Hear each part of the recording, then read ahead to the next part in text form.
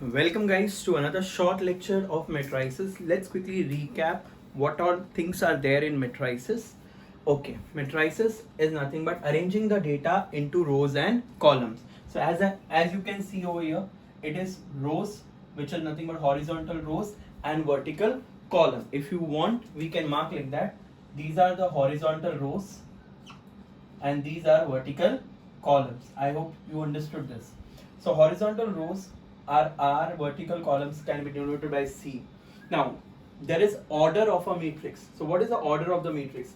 It is nothing but row into column. How many rows do I have? 3. How many columns? 3. So the order will be 3 cross 3. Now if rows and columns are same, it is known as square matrix, and if rows and columns are not same, that means they are different, it is known as rectangular matrix. Having said that, please understand, if I give you order as 2, rather n is 2, so it means the matrix is 2 cross 2. We will not have value of n in such type of matrix where rows and columns are different. So how many rows do I have? 1. And how many columns do I have? 3. So the order is 1 cross 3. Single row. So it is an example of rectangular matrix, but the precise name is row matrix. Again, how many columns and how many rows do I have? 3 rows and 1 column. So order will be 3 cross 1. It is example of rectangular matrix, but it will be considered as column matrix since it consists of single column. I hope this is clear. In this case, your n will be not defined. Your n will not be defined. N is only defined in square matrix. N is only defined in square matrix. Alright, let us understand the different types of square matrix. Now, as you can see, I have taken example of 3 cross 3 matrix. It's all example of 3 cross 3 matrix, right? So now, if I remove this last row and last column, so it will be an example of 2 cross 2. तो बच्चों इस चीज का ध्यान रखना कि this is nothing but example of 2 cross 2 as well as 3 cross 3. If you remove this last line, last row and last column, it will be an example of square matrix but 2 cross 2. So here I have taken order as n as 2 as well as 3. I hope this is clear. Now pay attention.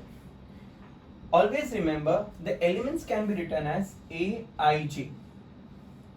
I is the position of the element in row and J is position of the element in column. So if I talk about 2, 3, that means it is under the row second and column is 3. So now in simple terms, can I say this is the place where I and J are equal? This is the place where I is less than J, and these are the places where I is greater than J. So can I say diagonal में elements है ऊपर 0 नीचे 0. Diagonal में elements है ऊपर 0 नीचे 0, इसलिए उसका नाम है diagonal matrix. सर क्या हम इसे square matrix बुला सकते हैं? हाँ, इसे square matrix हम बुला सकते हैं, but इसका precise नाम है diagonal matrix. I hope this is clear. There has to be at least one element. At least का मतलब क्या? जैसे कि मैंने यहाँ तीनों एलिमेंट्स रखे, अगर एक भी एलिमेंट होता और बाकी 2 जीरो होते तो भी वो डायगोनल एलिमेंट ही कहलाता था और डायगोनल मैट्रिक्स ही कहलाता था, क्योंकि डायगोनल में एलिमेंट्स ऊपर 0 नीचे 0. डायगोनल में एलिमेंट्स ऊपर 0 नीचे 0.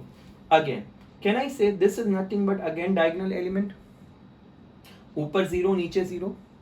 बट कैन आई से इसको डायगोनल मैट्रिक्स तो बुला ही सकते हैं, बट ये सारे एलिमेंट सेम है, इसलिए इसका प्रिसाइज नाम है स्केलर मैट्रिक्स. इसका प्रिसाइज नाम क्या है?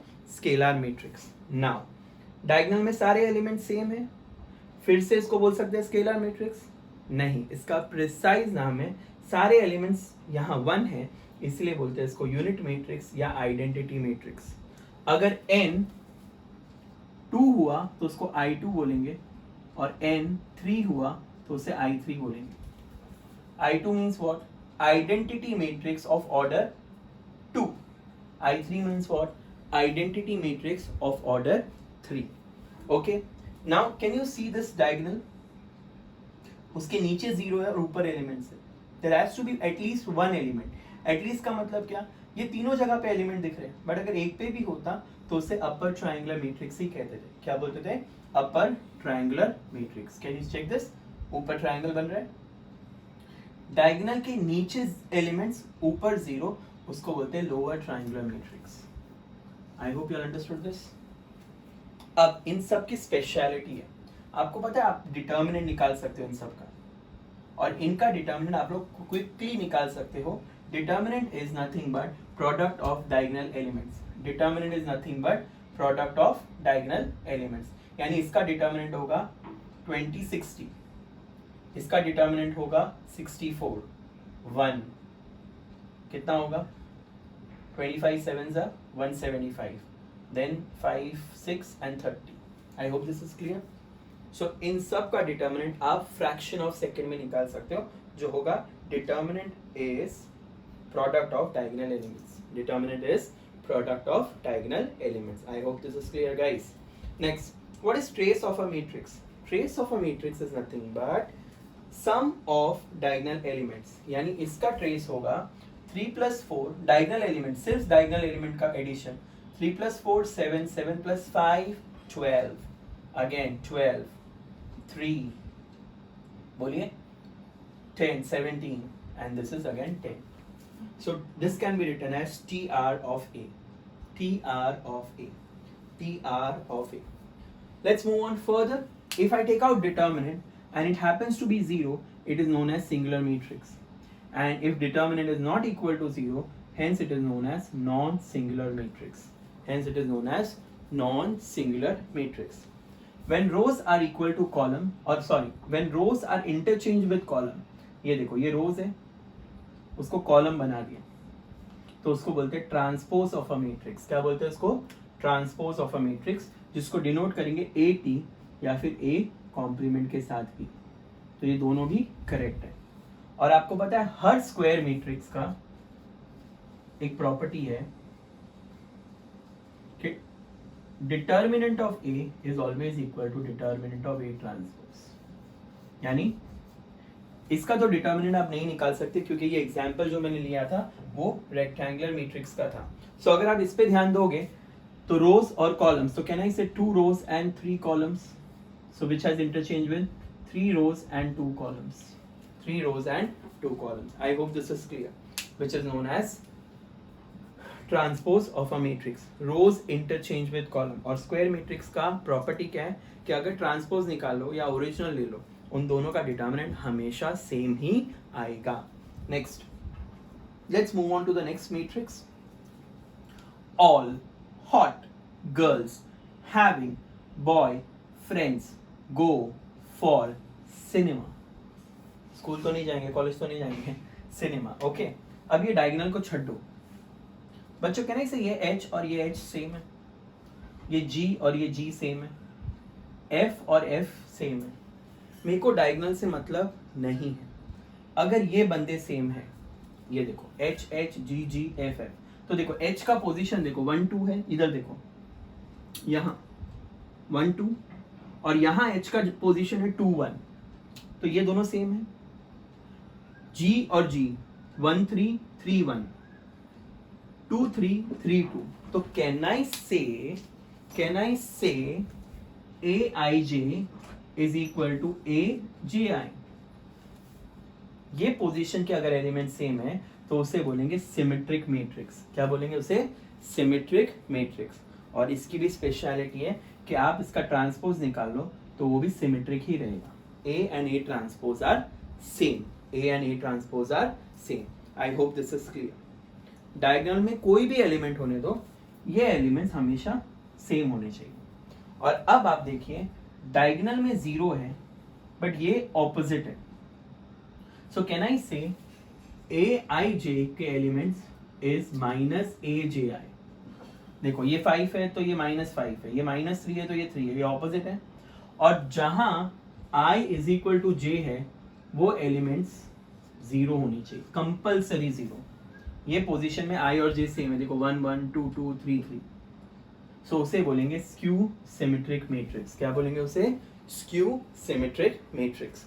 और इसका सबसे बेस्ट एग्जांपल ये है कि जब आप इसका ट्रांसपोज निकालोगे तो ये ट्रांसपोज ऐसे हो जाएंगे ना, ये तो नेगेटिव बाहर आएगा, तब जाके वो ए को इक्वल होगा, तब जाके वो ए को इक्वल होगा, यानी ए और ए ट्रांसपोज दोनों एक दूसरे के नेगेटिव है। नेक्स्ट, इसकी एक और स्पेशलिटी है। मुझे एक बात बताओ, खाली इतना देखिए आप लोग, क्या नहीं से ये 2x2 है, इसका डिटर्मिनेंट निकालिए 25 आएगा। बट अगर आप तीनों का डिटर्मिनेंट निकालोगे ना, किसका, तीनों का, यानी ये पूरे का, तो 0 आएगा। तो हमेशा याद रखना स्क्यू सिमेट्रिक मैट्रिक्स में अगर ऑर्डर इवन है, यानी यहां देखो n2 था, तो इसका डिटर्मिनेंट क्या था, 25, परफेक्ट स्क्वायर होगा। और जब भी n ऑड है, ऑड का मतलब 3, 5, 1, तो उसका आंसर हमेशा 0 होगा, हमेशा क्या होगा, 0। I hope this is clear guys. So in symmetric matrix aij is equal to aji, ये दोनों ऑपोजिट होंगे। In skew symmetric matrix aij is opposite of aji, and when I is equal to j, the determinant is, sorry, when I is equal to j, the position of element is 0, or the in that position the element has to be 0. Moreover, in this a and a transpose are same, in this a and a transpose are opposite. Now whenever the order is even, determinant is perfect square, and whenever the order is odd, it is always 0. Yes, can we add a matrix and subtract a matrix? Yes, we can also add a matrix and subtract a matrix, provided their order should be same, or it has to be same order matrix, or the matrix का order must be same. Now कोई भी square matrix ले लो, जैसे कि ये इनका आप transpose निकालो, किसी भी स्क्वायर मैट्रिक्स का ट्रांसपोज निकालो, ट्रांसपोज, तो जब आप उनको ऐड करोगे ना, वो हमेशा सिमेट्रिक देगा, और जब आप इसको सबट्रैक्ट करोगे ना, वो हमेशा स्क्यू सिमेट्रिक मैट्रिक्स देगा। तो ये भी एक प्रॉपर्टी है। N E square matrix, you add it, or rather you first take out transpose, then you add it or subtract it, it will always be symmetric on addition and skew symmetric on subtraction. I hope this is clear guys.